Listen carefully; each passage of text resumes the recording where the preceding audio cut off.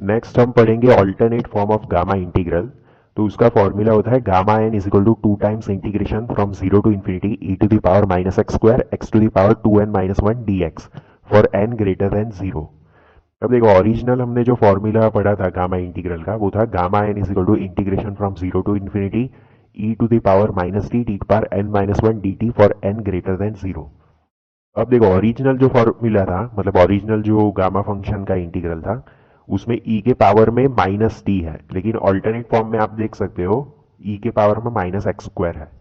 तो इसलिए मैं सब्सटीट्यूशन मेथड यूज करूंगा और ये जो ओरिजिनल इंटीग्रल है गामा का उसमें जो t है उसको एक्स स्क्वायर से सब्सटीट्यूट करूंगा। सो स्टेप वन में मैं वही कर रहा हूं, choose the substitution t is equal to x square. अब मैं क्या करूंगा, सिंस मैंने ये चूज किया है t is equal to x square substitution, अब मैं dt अपॉन डी एक्स करूंगा, यानी कि डिफरेंशिएट करूंगा t with respect to x। So dt upon d x हमारे पास आ जाएगा 2x और फिर dx जो है उसको RHS में ले जाएंगे, सो हमारे पास बन जाएगा dt is equal to 2x dx। तो स्टेप वन में मैंने सब्सटीट्यूशन यूज किया t is equal to x square और उसके बाद डिफरेंशिएशन किया इस इक्वेशन का, तो मुझे मिल गया dt is equal to 2x dx। Now step two में देखेंगे कि लिमिट सेम रह रही है या नहीं। तो देखो ओरिजिनल जो गामा फंक्शन का इंटीग्रल था उसमें t की लिमिट्स थी फ्रॉम जीरो टू इन्फिनिटी, लेकिन t को हमने एक्स स्क्वायर से सब्सटीट्यूट किया है, तो नाउ हम x की लिमिट्स मतलब limits with respect to x find करेंगे, यानी कि लोअर लिमिट और upper limit of integration with respect to x। तो देखो t हमने एक्स स्क्वायर एज्यूम किया था। अब t ओरिजिनल जो फॉर्मूला था गामा इंटीग्रल का उसमें t की लोअर लिमिट जीरो थी, तो तब x की लोअर लिमिट क्या होगी, तो t एक्स स्क्वायर है यानी कि x रूट टी होगा। सो x जो है वो भी जीरो को ही टेंड करेगा। और ओरिजिनल जो गामा इंटीग्रल का फॉर्मूला था उसमें अपर लिमिट जो थी इंटीग्रेशन की वो थी t टेंडिंग टू इन्फिनिटी, तो t एक्स स्क्वायर है तो x रूट टी होगा।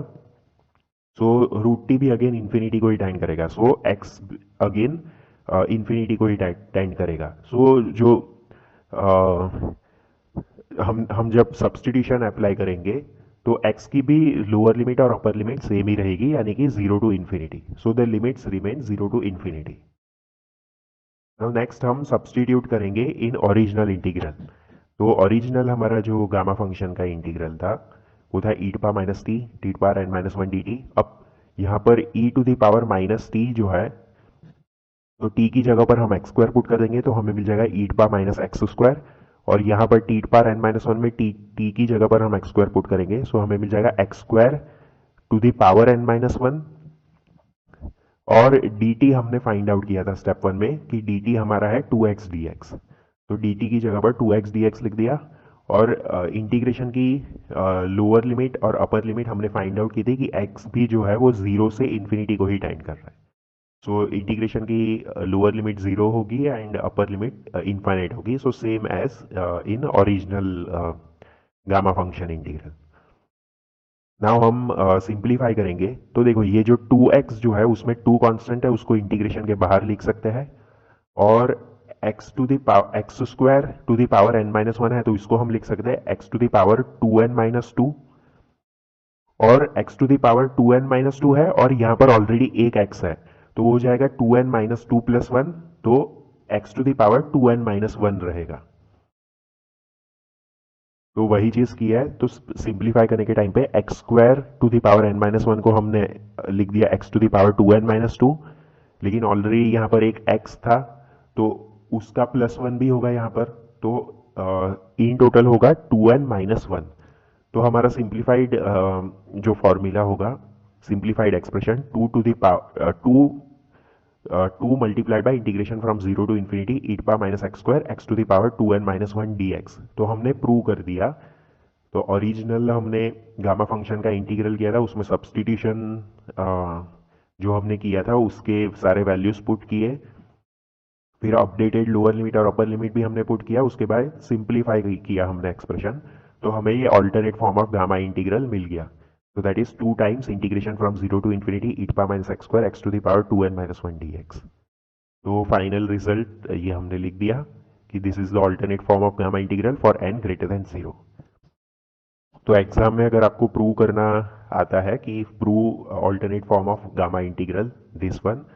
तो आप सेम स्टेप्स यूज कर सकते हो। सो सबसे पहले आपको गामा गामा फंक्शन का ओरिजिनल इंटीग्रल लिखना है। उसके बाद ये t is equal to x square substitution करना है। उसके बाद डिफरेंशिएट करने के बाद आपको dt मिल जाएगा 2x dx। फिर उसके बाद आपको अपडेटेड लोअर लिमिट और अपर लिमिट लिखनी पड़ेगी इन टर्म्स ऑफ x। तो t हमारा एक्स स्क्वायर था, हमने सब्सटीट्यूट किया था, तो x हमारा रूट t होगा। अब t जब जीरो हो जाएगा तो x भी जीरो हो जाएगा और t इन्फिनिटी हो जाएगा तो x भी इन्फिनिटी हो जाएगा। तो लोअर लिमिट और अपर लिमिट तो सेम ही रहेंगे एज मतलब जो ओरिजिनल गामा फंक्शन का इंटीग्रल है उसमें लोअर लिमिट और अपर लिमिट जीरो और इन्फिनिटी है। तो ये रिवाइज जो हम सब्सटीट्यूशन कर रहे हो उसमें भी जीरो टू इन्फिनिटी रहेगी लोअर लिमिट और अपर लिमिट इंटीग्रेशन की। उसके बाद आपने जो भी सब्सटीट्यूशन किया है वो सारे वैल्यूज पुट कर देने हैं और ये dt को भी 2x dx लिखना है। और उसके बाद आप सिंप्लीफाई करोगे तो आपके पास alternate form of gamma integral आ जाएगा।